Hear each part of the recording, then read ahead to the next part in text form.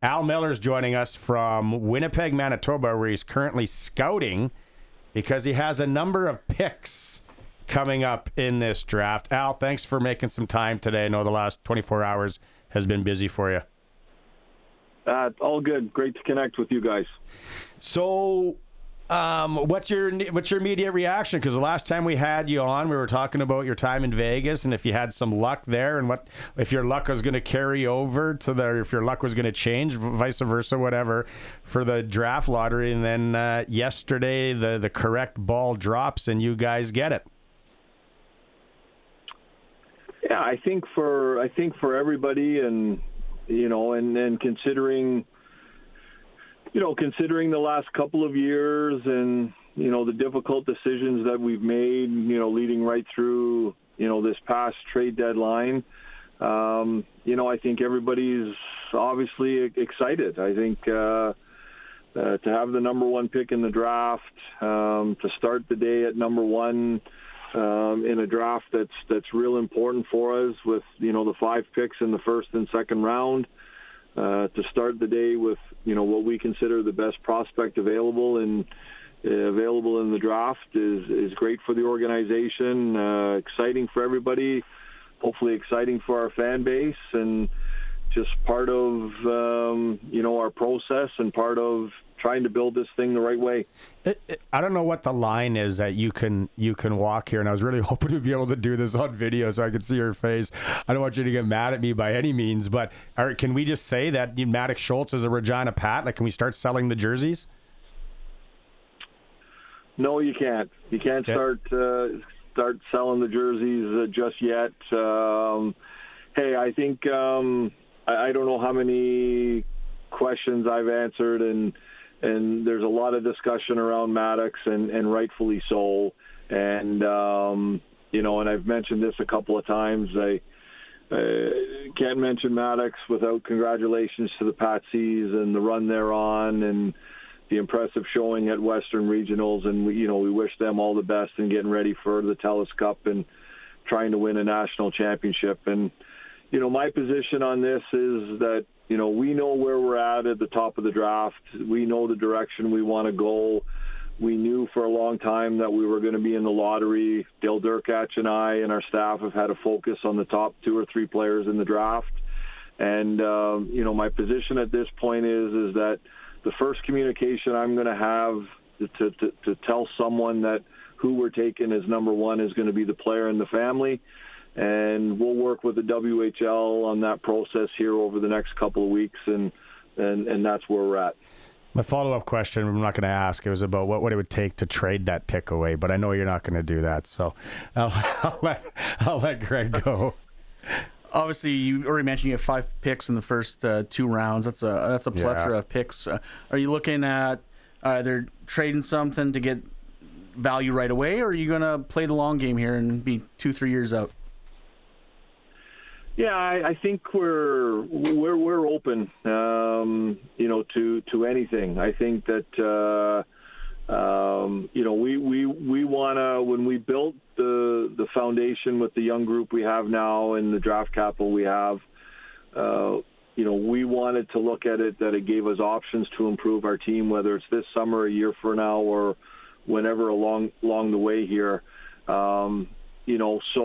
Those 5 picks in the first 2 rounds, it's exciting for our group. We have 1, 23, 26, 27, 46. So the end of the first, top of the second is going to be a real busy time for us. But everything's on the table for us to get better. I don't know if we'll draft 5 players in the first 2 rounds. If there's an opportunity to be aggressive and move up, we'll consider it. If we take the first 4 picks and use them, and we feel we want to push, our third, second round pick into future years to utilize it in a different way down the road, we're preparing for an important off season. This draft, the draft capital, making any moves to improve our team, the import draft. All those things are important to us. We want to take a good step next year, and like I said, everything's on the table to consider what we need to do to get better. With your long career, Al, in doing this and having 5 picks in the first 2 rounds, have you ever had that many picks, that much capital in the first 2? And then the second part to the question is, what challenges does that possess when you have that many picks in 2 rounds? Yeah, I've never had that many picks, and that was part of what we built through the long game, Barney, with the 5 picks in the first 2 rounds, 9 picks in the first 2 rounds the next 2 years. I think it's 18 or 19 picks in the first 3 rounds of the next 3 drafts. Like I said, the draft capital is important. You want to draft well, you want to develop. That's the model. Teams that grow up together have success together. Teams that win championships, traditionally have 15-plus players that have been drafted and grown up in your own organization. That's what we want to be. Mm-hmm. But at the same time, there's a plethora of picks there that, I'm not sure, and again, this will be based on what our draft list looks like, what the board looks like at the time.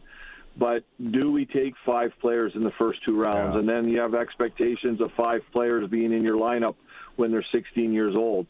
To try and improve your team down the road, do you push a pick to the future? Or is there an opportunity with a player you really like that's sliding in the draft for some reason, and you want to be aggressive and try to move up in the first round?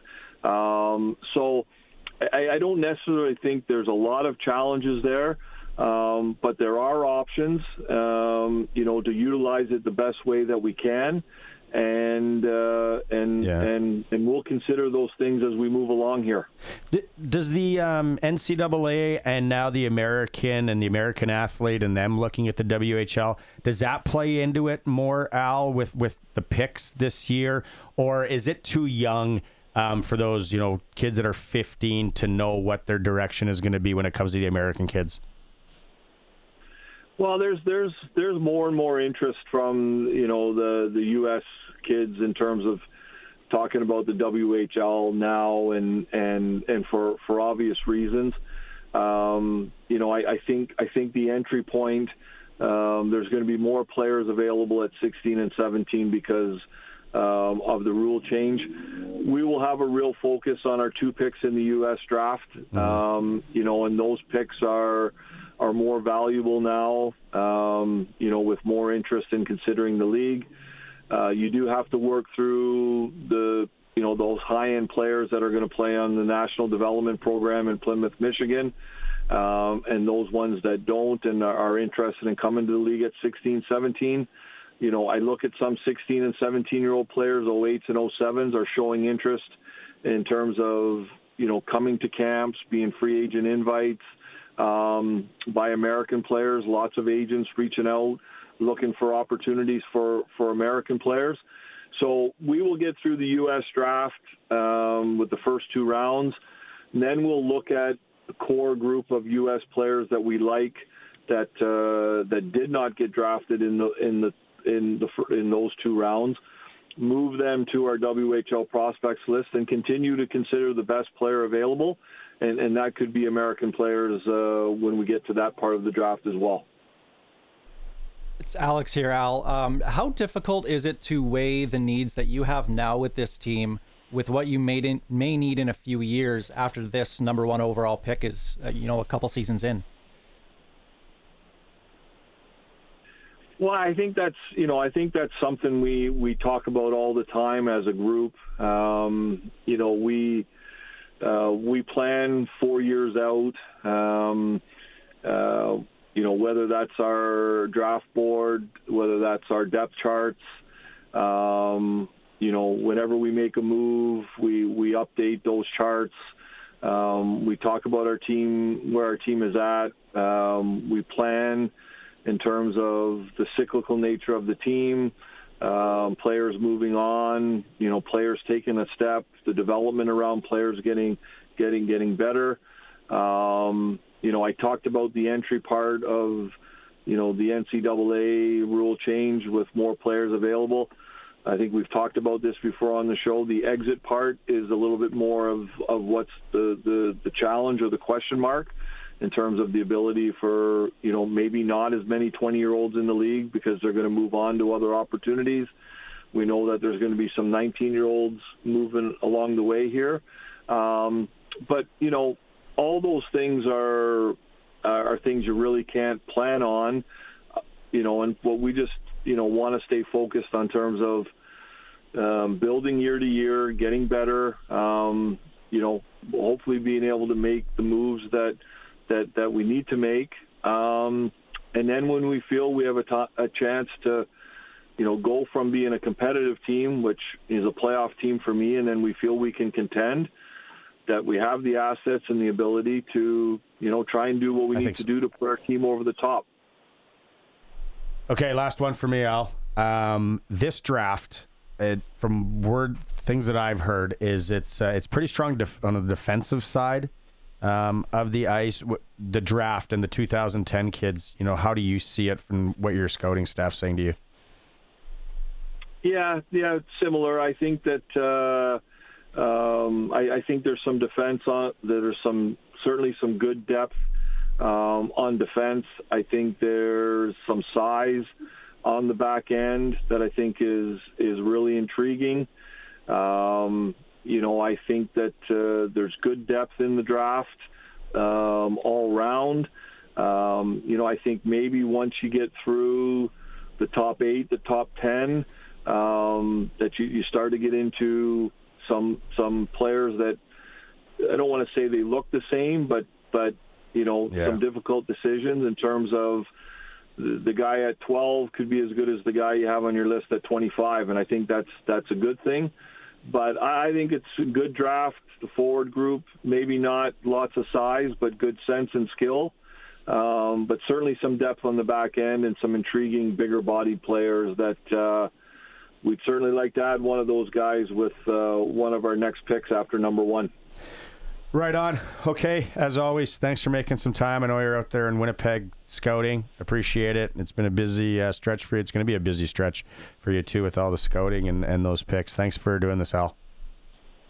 Yeah, all good. Always a pleasure, guys, and have a great day and weekend. Take care. Thanks. You too.